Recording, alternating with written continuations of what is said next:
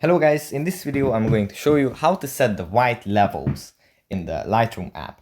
But before that, don't forget to subscribe and leave a comment down below because at 10,000 subscribers I'm going to show you my whole YouTube revenue statistics and growth strategy. So without further ado, let's just jump right into it.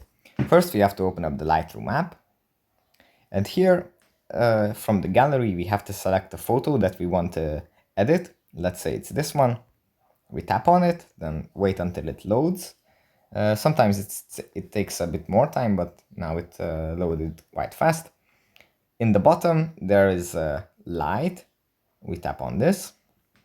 And here, if we scroll down a bit, we find the slider that corresponds with whites. And here, if we move the slider to the left, then the parts that are white in the picture are going to become darker. And if we move it to the right, then these parts are going to be brighter. Thereby, we can either darken the picture or lighten it. So yeah, that's pretty much it for this video. Hope it was helpful for you guys and see you in the next one. Bye.